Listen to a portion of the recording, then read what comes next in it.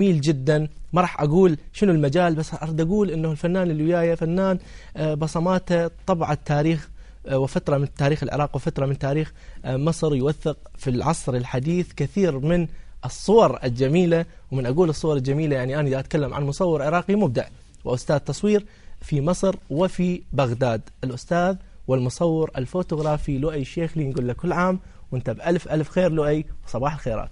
صباح الخير وصباح سعيد عليكم وعيد سعيد وكل عام وانتم بخير، والشعب العراقي كله بخير، والأمة العربية والأمة الإسلامية، وإن شاء الله يكون عيد خير وعيد سعيد. ويا رب هذا العيد يكون عيد خير وسعيد على كل العراقيين، وكل الناس تفرح وكل الناس تنسى الأحزان إن شاء الله. إن شاء الله. فأتمنى يكون عيد سعيد على الكل وعلى القناة وعلى الكادر الكل اللي هو بيشتغل وبيتعب في نفس الوقت. صباح الخير يا لؤي، صباح كل سنة وانت طيب. وانت طيب. عايزينك تكلمنا بقى عن الأعمال والنشاطات اللي بتعملها في مصر. والله أنا يعني في بدء أنا كنت مدرس، أنا أسست كورسات تصوير في ساقط عبد المنعم الصاوي من 2006 إلى 2008. هذا كان بحد ذاته هو إنجاز كبير بالنسبة إلى شاب عراقي يأتي من وسط دمار وحرب وموت وعمره 27 سنة آنذاك يعني. فأسست كورسات التصوير، فكان هذا يعني حلم بالنسبة لي، والحمد لله يعني نجحت به وعملت 11 كورس وتخرج أكثر من 200 طالب وطالبة. طبعا الطلاب تنوعوا من شباب وبنات ورجال كبار وتنوع، حتى في عرب كان. بس التدريس لؤي، تدريس مادة مثل مادة التصوير الفوتوغرافي، مادة تعتبر يعني أنا من أسمع تدريس تصوير أنا أتخيل أنه التصوير هو موهبة طبعا، يعني مثل أي فن آخر طبعا. فشنو دور التدريس؟ يعني شنو الأكاديمية؟ هذا ضروري إنه الواحد يتعلم يعني حتى يعرف يصور؟ احنا نريد نقول دائما، أنا في ناس يقولوا الفوتوغراف يعني لا تقول الفن التدريس فن الفوتوغراف. هو الفوتوغراف فن، وأكيد هي الموهبة أساس لكل فنان. لكن هالموهبة كيف حنصقلها؟ خاصة الفوتوغراف بالدراسة، وخاصة الفوتوغراف يختلف عن الباقي الفنون، عن التشكيل، عن المسرح، عن كذا. الفوتوغراف يتعامل مع تقنية، آليات تقنية، فيها فيزياء، فيها كيمياء، فيها رياضيات، فلازم الإنسان يعرف يتمكن من هالآلة. أنا سمعت امبارح في واحد بيقول إنه في صور ليك على السكرين هي لؤي وأنت بتدرس، كلمنا عن الصور. هذه الصور نعم. كورسات أثناء تدريسي في ساقط الصاوي كاتب يعني مع طلابي في كانت أول حفلة يعني تخرج، كنت يعني هذا بداخل الكورس درس. نعم. طيب لؤي، احنا قلت كلمة التقنية تدفعني إلى جزء آخر. التقنيات التصوير، أنا دا أشوفك عندك كلام يمكن تبي تكمل. أريد أرجع لأنها قاطعتني هذا جدا مهم الكلمة اللي فيها. إنه سمعت إنه امبارح إنه قال الكاميرا هي سيطرت، الكاميرا الحديثة الديجيتال في الوقت هذا سيطرت على المصور. هذه نقطتي بالضبط. أصبحت الكاميرا هي بتقود المصور. فأنا امبارح يعني لا، يعني مهما يكون التطور، المصور الفوتوغرافي يبقى هو الذي يقود الكاميرا وليست الكاميرا. أنا مش عايزة أقطعك تاني، بس في صورة معنا على السكرين نكلمنا عنها برضو. هي أثناء هي تسليم شهادات أحد طالباتي، أيضا الصاوي طبعا، ساقية عبد المنعم الصاوي. أنا بقيت في ساقط الصاوي سنتين أدرس هناك. فيعني هاي طبعا صورة تانية. هذه علم العراق أيضا كان معك في الدورة عراقيين، أيضا كان في الدورة التخرج كانوا عراقي، وكان في يعني كان موقف يعني محزن في هذا. نعم. كان في ذكرى يعني يعني هذا بعد استشهاد والد المصور صباح الشيخلي يعني بعد يومين، فأنا أصريت إنه أنا أقيم هذا الكورس. هذه جزئية، هذه الصورة مع الوالد الله يرحمه. صورة مع والدك أيضا، هو مصور فوتوغرافي طبعا، فوتوغرافي عراقي معروف. والحمد لله على كل شيء. الحمد لله. أنا راح أخذ هذه الجزئية إنه تأثير الأسرة وتأثير الوالد شخصيا عليك في مجال التصوير الفوتوغرافي. لكن الكلمة يعني هزت المشاعر، إنه أنت قلت إنه أنا أصريت على أنه طبعا أختتم الدورة. كانت وفاة والدك قبلها، استشهاد والدك في العراق. يعني هذه لؤي صعبة، إنه الإنسان يواصل بالغربة زائدا بحزن. لكن بنفس الوقت بما أنه والدك كان مصور فوتوغرافي، فأنا متأكد أنه كان عندك شعور يعني كأنما ترد جميل إلى والدك. طبعا يعني أنا يعني شوف، أنا هذا الخبر صح هو هزني يعني كخبر استشهاد أبي يعني.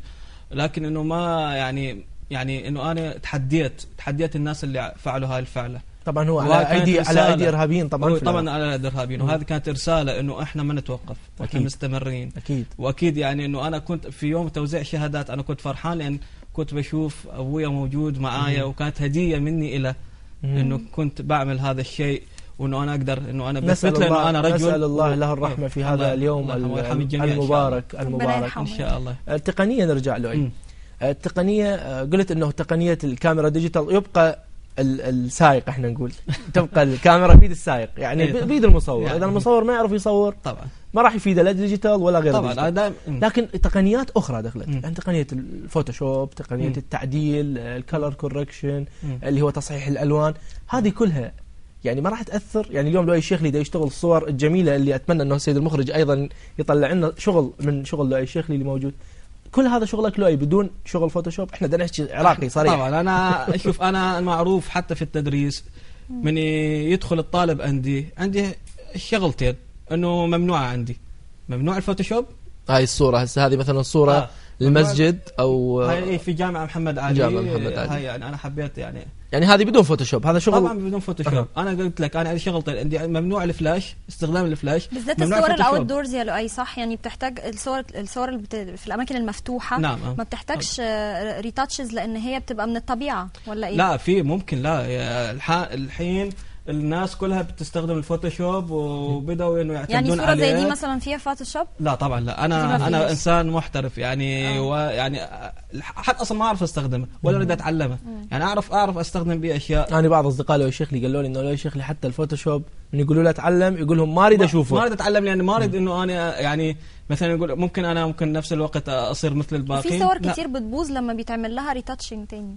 طبعا يعني هي شوف، انا المصور المحترف لازم بيكون هو قادر أن يصنع صورة حقيقية من خلال التصوير وليس الفوتوشوب. يعني المصور المحترف يعتمد على التصوير، أثناء التصوير بيطلع صورة صحيحة، يعني من ناحية التكوين، من ناحية الإنشاء، من ناحية الإضاءة. مو أنا والله أصور صورة وأقول يلا أصور صورة مائلة وصورة إضاءة مختلفة وأقول يلا أنا عندي فوتوشوب. هذا مو مصور محترف. أنا قدمتك بالبداية قلت إنه أنت حفظت أو نقلت جزء من تاريخ العراق، صورت تاريخ العراق الفترة اللي أنت عشتها، وأيضا توثق مشاهد من القاهرة. يعني شفنا الصور اللي أريدها السيد المخرج إن شاء الله، يعني نشوف الصور اللي جايبها لؤي اليوم. صور مجموعة من الصور اهتميت بالمناطق الإسلامية بالتصوير، احنا نسميها القاهرة القديمة طبعا. شوارع القاهرة أيضا لها دور. حدثنا عن هذه التجربة. أنا أعشق شيء اسمه شعبي، شيء قديم، شيء تاريخي، في عمق تاريخي، في ريحة يعني كذا، في ريحة الزمان القديم الجميل اللي احنا فقدناه في هذا الوقت الحاضر. فأنا بديت إنه أنا يعني صار لي 3 سنوات وأنا يعني ما موثق الشارع المصري أو المناطق هذه الشعبية اللي أنا على طول أتردد لها، مثل شارع المعز. هذه الجماليات اللي نشوفها صح. هاي مثل هاي طلعت حرب في الليل. ميدان طلعت حرب طبعا من اشهر ميادين القاهره اللي هو في وسط البلد اللي انا على طول بتردد واكون يعني هناك يعني. فانه خطر بالي انه خلينا اوثق هذا الشيء. يعني بكره من ارجع العراق او اروح مكان ثاني من اعمل معرض على مصر، فاعمل اطلع جماليات مصر في الليل وشوارعها ويعني واماكنها التاريخيه. فبديت ايضا مصر بها تنوع يعني يعني بالذات القاهره خلينا نحكي، يعني اللي قاعد بالقاهرة عارف القاهرة، لكن بالعراق وما زار القاهرة بها جمالية تنوع الحضارات طبعا. يعني القاهرة الفرعونية غير القاهرة الفاطمية طبعاً. غير القاهرة يعني الأيوبية وهذه الفترات الطويلة. العثمانية أيضا يعني فترات طويلة شهدتها القاهرة وتاريخ، وكل دولة حكمت القاهرة تركت بصمات جميلة أكيد. في القاهرة. حدثنا أيضا عن تجربة الجوامع والمساجد. عندك صور في المناطق الفاطمية القديمة. مثل شارع معز الدين دولة، وحارة الدرب الأصفر وبيت السحيمي. وهاي المناطق اللي هي بتشوف البناء من تمسك الحائط مالتها، الفن المعماري اللي بجد تحس بذاك الزمن. يعني خاصة تدخل بيت السحيمي، هذا بيت السحيمي بيت أثر. هذه المسجد جامع محمد علي. هذا جامع محمد علي. من تدخل في الداخل تحس انه وفي حاجات جديده كمان اتعملت، ان هم ابتدوا يعملوا اعاده ترميم طبعا. هذا شيء وهيبه للمسجد من الداخل لؤي. يعني المسجد مساحه القبه، مساحه الثريات، الالوان المستخدمه، والاضاءات بالليل طبعا. الاضاءات بالليل وفي الداخل يعني حتى يعطيك راحه نفسيه.